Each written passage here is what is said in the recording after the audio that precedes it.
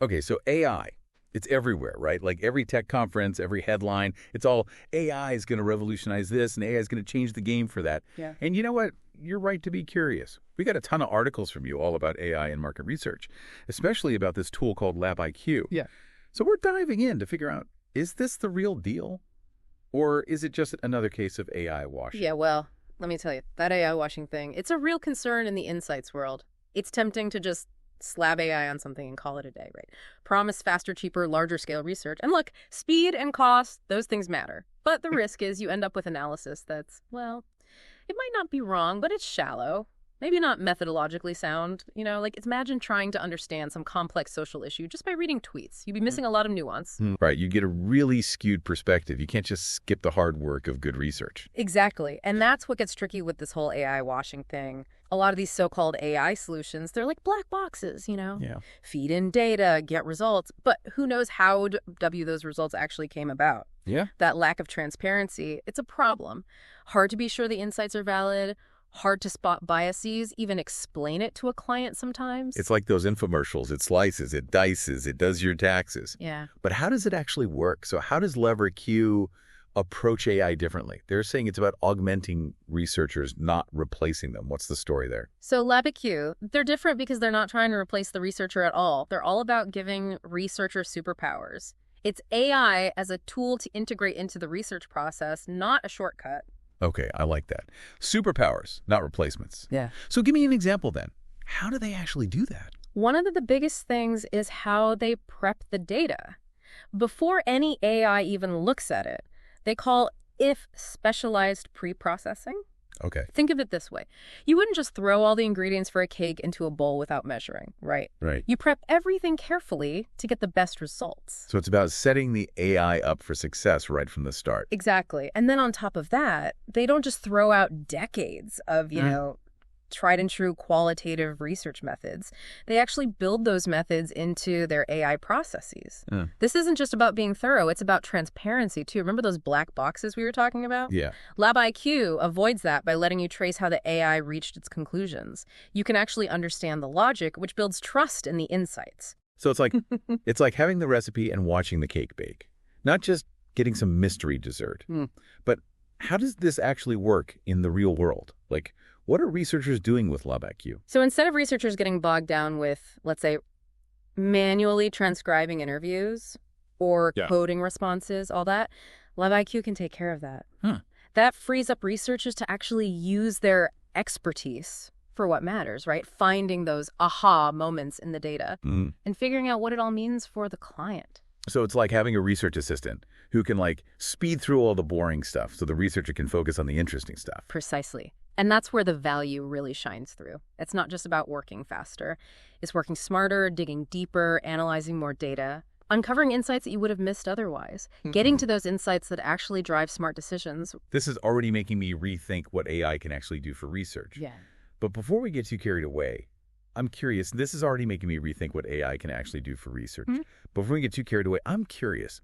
What's the real-world impact of all this? How does LabIQ's approach actually translate into, benefits for researchers and their clients? Well, it's more than just getting things done faster, although don't get me wrong, that's a huge plus. But imagine being able to analyze qualitative data, not just more deeply, but also way faster. You could take on bigger projects, use more diverse data, uncover insights that you wouldn't have even thought to look for before. Seems like upgrading from a magnifying glass to a high-powered microscope. Suddenly you're seeing details and patterns you never knew existed. Yeah. Exactly. And because you can do so much more, the amount of insights you can uncover becomes, almost overwhelming. Yeah. That's why LabIQ isn't just about analyzing the data, it's about making that data useful. Right. It's not enough to just find a needle in a haystack. You got to know what to do with that needle. Yeah.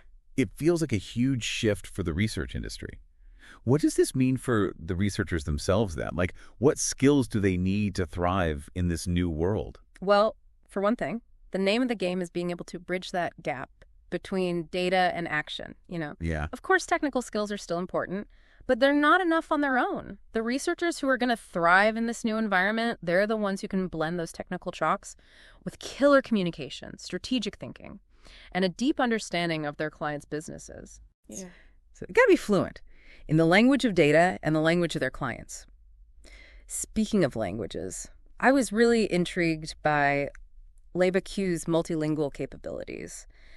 Being able to analyze data from different languages, that seems incredibly valuable in today's global market. Oh, it's a total game changer, especially for global companies, right? Yeah. Think about it. You can analyze data in its original language, so you're picking up on those cultural nuances, and you avoid all the weirdness that comes with translation. It's like experiencing a culture firsthand. Instead of just reading about it in a guidebook, that's such a good point. You get a much richer understanding of what people are actually saying and feeling. So we've got this potential for a ton of new insights. New skills are emerging. We can even break down language barriers.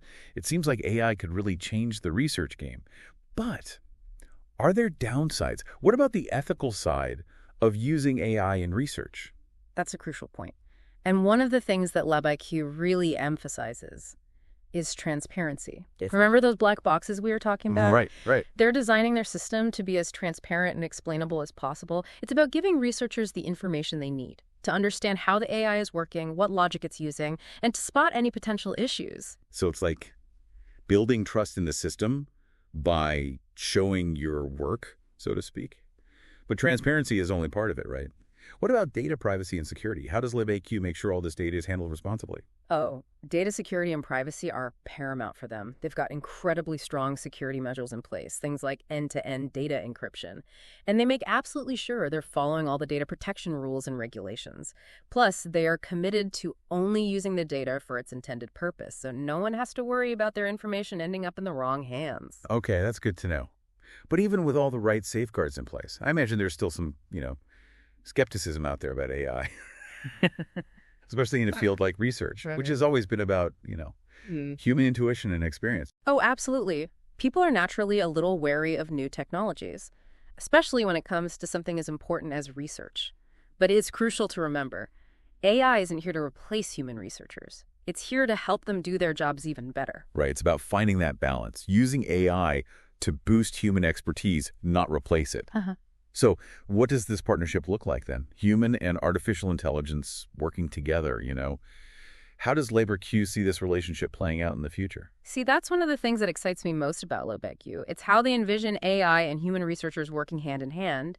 They've designed their platform to be this collaborative space where researchers can work directly with the AI, guiding its analysis, tweaking things based on their own knowledge and intuition, basically using it as an extension of their own expertise. So it's not about choosing sides, like Team Human versus Team AI. Right. It's about creating this dream team that combines the best of both worlds. Exactly. And that's where it gets really interesting. We've talked about how LabIQ is using AI to improve how research is done right now. But what about AI actually transforming how we even think about research altogether? Okay, now you've got my attention. What does that mean? To transform how we approach research. Are we talking about a whole new way of thinking? Absolutely. Imagine a world where you're not held back by the typical constraints of, the time and resources that you need for traditional research. With AI, you could analyze mountains of data from all kinds of sources and in real time. Wow. This could unlock entirely new research methods. Let us study complex social trends in ways we've never even considered before. Discovering a whole new dimension of research possibility. Exactly. We could ask new questions, discover patterns that were hidden in plain sight before. That's incredibly exciting. It really is, and I think that's what makes the future of AI and research so promising. It's not just about being faster or cheaper. It's about fundamentally changing what we can achieve and the types of questions we can even ask. I think this is the perfect spot to take a little break and process everything we've discussed so far. What are some of the key takeaways that you want our listeners to remember? This has been a really engaging deep dive. I think the most important thing for everyone listening to remember is AI and research, it isn't just about automation. It has the potential to completely change the way we explore ideas, the way we understand the world, and the way we make smarter decisions. It's not about making research faster. It's about making it smarter, more insightful, and ultimately more effective. And with that, I think we've reached the end of our deep dive on AI and market research. This has been a truly thought-provoking conversation. It really has. Thank you so much for joining us. We'll catch you all next time for another fascinating exploration into the world of insights and innovation. We've talked a lot about how AI could change the research game, But let's bring it back down to earth for a second for our listeners out there doing market research every day, or anyone who's ever needed a research project done. What does this actually mean for them? What should they be doing to get ready for this AI-powered future? That's the million-dollar question. It's not just about understanding the tech itself. It's about figuring out what it means for you and adapting your strategies for anyone in the research world. This means committing to being a lifelong learner. The skills that matter today might not be the ones that are in high demand tomorrow. So it's not just about learning new software. It's about learning a whole new way of thinking about research itself. You got it. We need to get comfortable with things changing, quickly adapt to those changes, and be willing to question what we think we know. And maybe most importantly, we need to become expert communicators who can translate those data insights into actions that make sense for businesses. Because having all the data in the world doesn't matter if you don't know what to do with it. Speaking of taking action, one thing that really caught my eye about LabIQ was this idea of modular research. Can you break that down for us and tell us why it's such a big deal? Absolutely. Think about traditional research projects. They can often feel big and rigid with set phases and timelines that are hard to adjust once things get going. Modular research is about breaking down those walls and having a more flexible and adaptable approach. So instead of pouring the foundation for a giant building, it's more like using Legos to build something you can easily change and adapt as you go. That's a fantastic way to put it. And LabIQ's platform is built with that modularity in mind. They've got this whole toolkit where you can mix and match different AI-powered tools and features depending on what your project needs. That's so cool. So in the future, researchers could be building their ideal research workflow in real time, picking and choosing the exact AI tools that work best for the task at hand. It's like having a custom-built research lab right on your computer. Exactly. And the possibilities that opens up are huge. We could see research becoming more affordable, less complicated, and available to a much wider range of companies and organizations that could lead to a way more diverse and creative research landscape overall. It's exciting and a little bit mind-blowing at the same time. There's so much potential, but also a lot to process. For those listening who might be feeling a little overwhelmed, what's the one big thing you want them to walk away remembering? If I had to sum it all up in one sentence, it would be this. The future of research is about embracing the power of and. It's not about picking sides between human researchers or AI, between digging deep into qualitative data or analyzing tons of quantitative data. It's about finding ways to bring all of these approaches together to use the best of each to create something truly powerful. I love that, the power of and. It's about recognizing that the most valuable insights often come from looking at things from multiple perspectives, using a mix of methods, and being open to different ways of thinking. Exactly. And that's what makes being a part of the research world right now so exciting. We're on the verge of a major shift. And the people who are willing to embrace that and mentality will be the ones shaping the future of how we understand the world. It's a future bursting with possibilities. And on that inspiring note, I think we've reached the end of our deep dive. But before we go, I want to leave our listeners with one last thought to chew on. If AI lives up to its potential in the research world, it won't just be about finding answers to the questions we already have. It'll be about asking entirely new questions, the kinds of questions we haven't even thought of yet. So as you go about your day, think about those questions that keep you up at night, the challenges you're facing in your work or in the world around you. What if AI could help you unlock those answers? What new possibilities could open up if we could harness the power of AI to deepen our understanding of ourselves and the world we live in? Now, those are questions worth pondering. They certainly are. This has been a truly thought-provoking conversation. It has. Thank you for joining us for this deep dive. We'll catch you next time for another fascinating exploration into the world of insights and innovation.